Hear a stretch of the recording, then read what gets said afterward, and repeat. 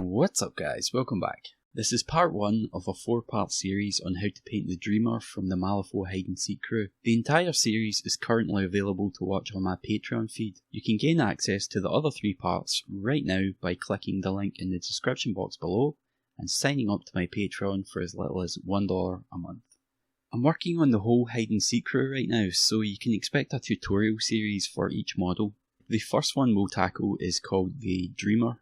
It's a pretty cool miniature. It reminds me a lot of Elle from Stranger Things. Now, because there's 2 figures, I want there to be a decent contrast between them, and to do that I'm going to go for all warm colours on the main character and all cold colours on the demon. It's a bit of an experiment, but we'll see how it works out. Alright, so with that in mind, we'll start off with the skin by adding a bit of red into Fantasy and Games Resurrection Flesh. The specific red you use isn't really important. I'm using Antares Red from Scale Colour, but any bright red will do. Just be careful that you don't add too much or your model is going to end up looking like a lobster. Now, Resurrection Flesh is actually quite thin, so we're going to build this up over a couple of layers, which should end up looking like this. For the first highlight, I'll add a bit of Malifaux Ivory to the base colour. We'll keep the paint quite thin and just pull it over the surface, lifting the brush just where we want the highlight to be the strongest. So the bridge of the nose, the centre of the forehead, just underneath the eyes, and a little bit on the upper lip.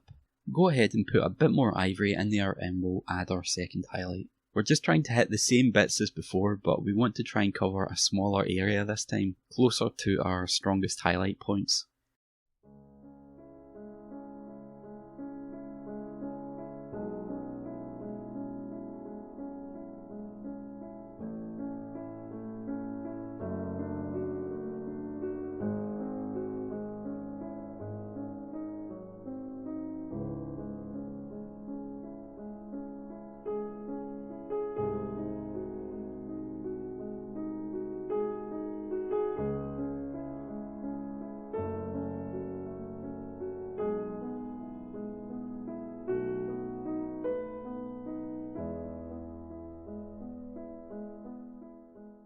Mix in a bit more ivory, and this time we'll go back and paint on very small highlights.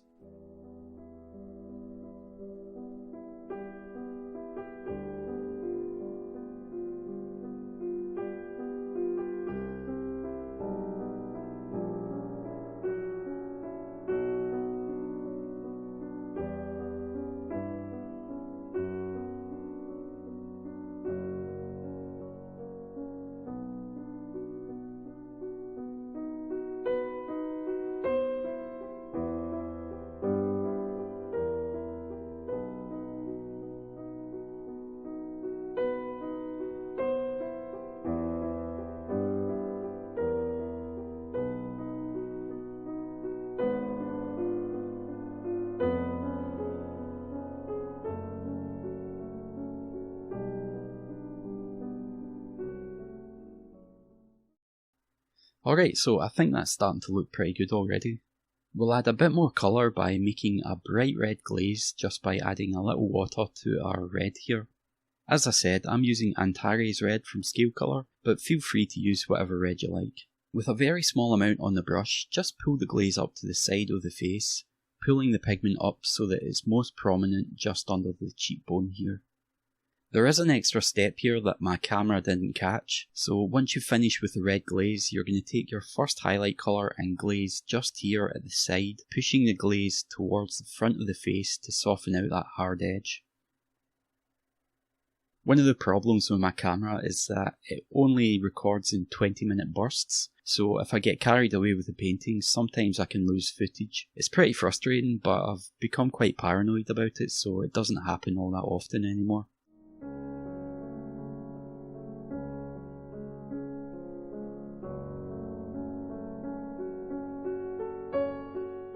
To continue, add a small amount of black to the red glaze and we'll use that to block in the eyes. Now this figure is so small that we don't really need to paint actual eyeballs, but blocking that area in with a darker colour gives quite a nice effect.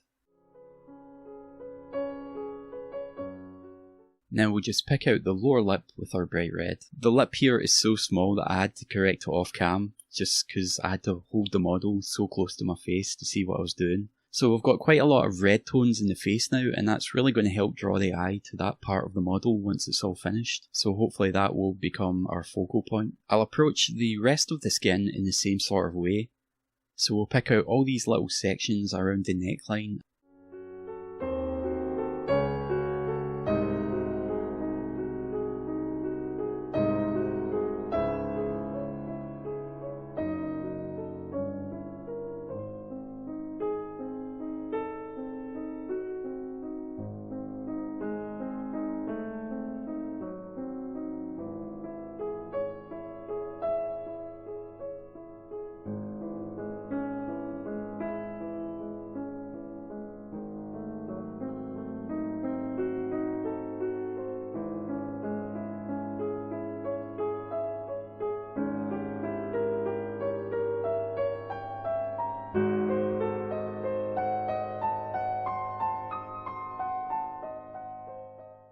And we'll paint the back of the neck, making sure to leave that middle section dark.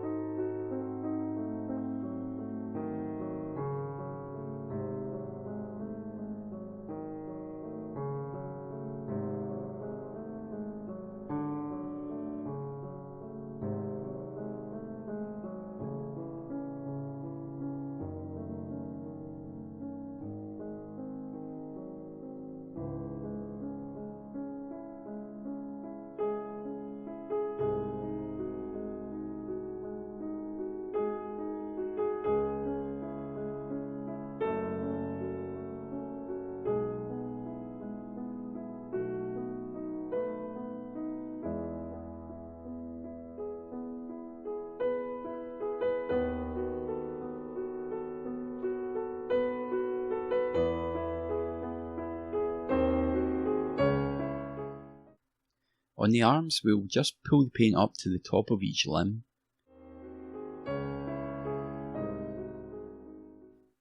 And we'll pick out the little bone here on the wrist.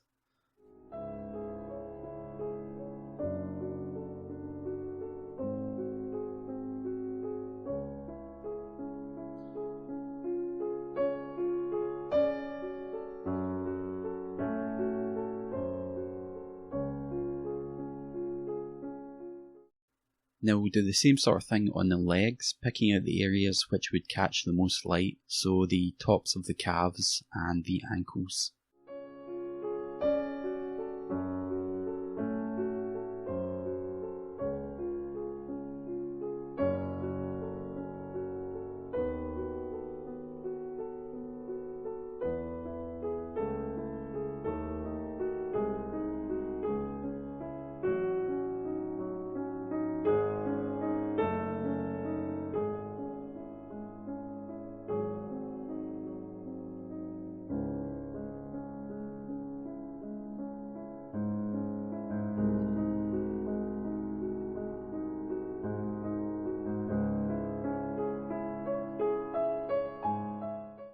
This shin here needs a bit of a highlight too. The other leg is kind of bent underneath the body, so as it's not going to catch any light, we can just leave that as it is.